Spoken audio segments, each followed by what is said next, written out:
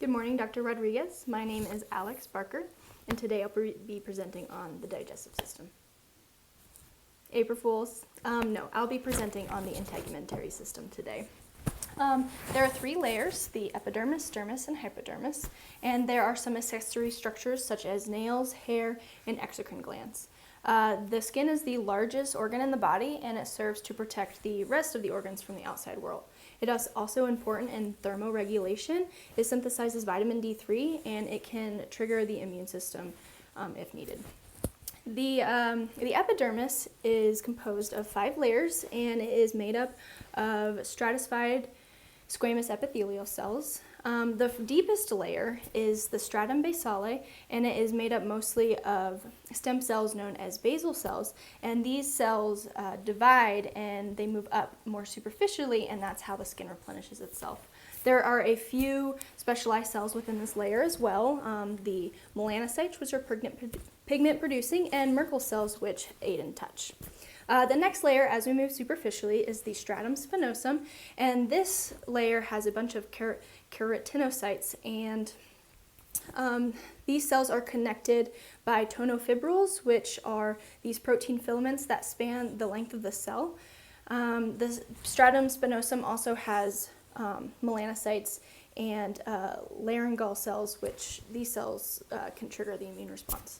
The next layer is the stratum granulosum, and this layer is dominated by keratinocytes, and they produce large amounts of keratin, which then are expelled to the outside of the cell, cover the cell in this lipid layer, and which then kind of prevents the cell from interacting with the outside world, so the more superficial cells of this layer tend to die. The fourth layer is only present in thick skin, such as on the palms of your hands and palms of your feet, and this layer is known as the stratum lucidum, and this is like a shiny layer of thin cells that don't have any organelles or a nucleus. Finally, the most superficial last layer is known as the stratum corneum, and this is several layers thick layer of flat, dead, keratinized cells, which make a dry environment and water-resistant environment that you see on the outside of your skin.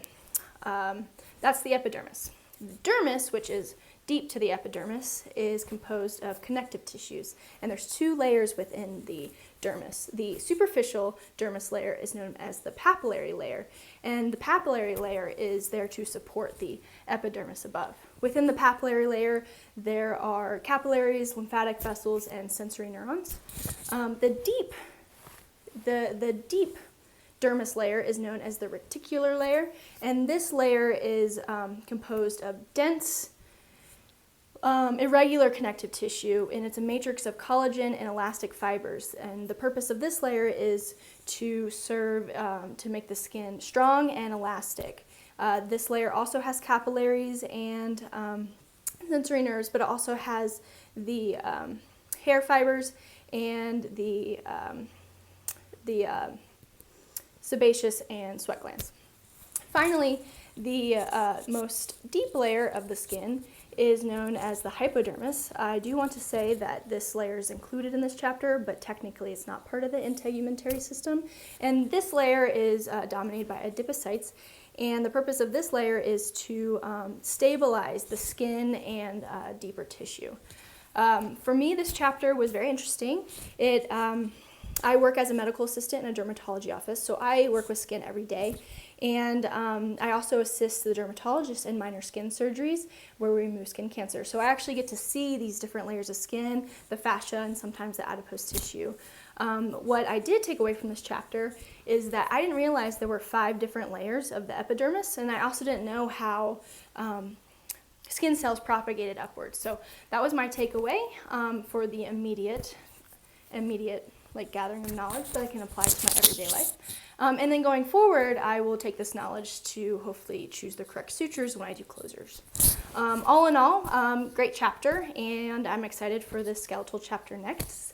So you have a great day, and I'll see you next time. Bye.